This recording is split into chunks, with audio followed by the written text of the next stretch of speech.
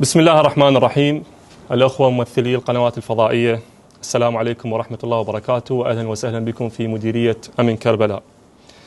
ضمن سياق الخطة الأمنية والاستخبارية التي عدها مكتب القائد العام للقوات المسلحة لتأمين زيارة أربعينية الإمام الحسين عليه السلام، وبتوجيه وإشراف مباشر من قبل السيد رئيس الجهاز الدكتور باسم البدري المحترم، يواصل جهاز الأمن الوطني تنفيذ واجباته الاستخبارية والفنية والميدانية في محافظة كربلاء، وبتنسيق عالي المستوى مع باقي الأجهزة الأمنية والاستخبارية وإدارة العتبات المقدسة ومحكمة الاستئناف ومحافظة كربلاء.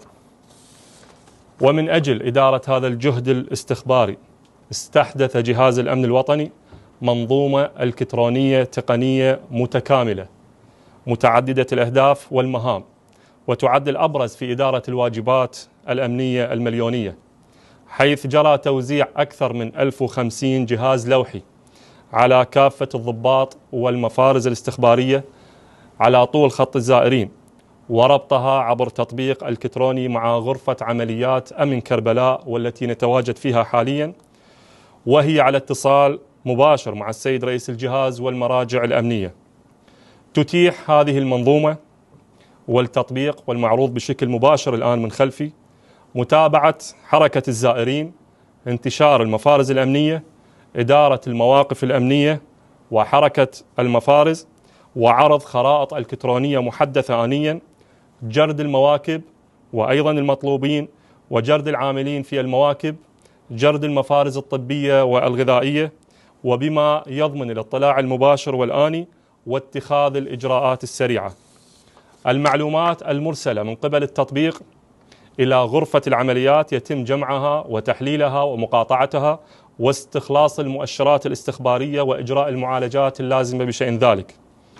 وجراء ذلك تم رفع أكثر من 16 معلومة استخبارية استباقية ساهمت في تأمين الزائرين.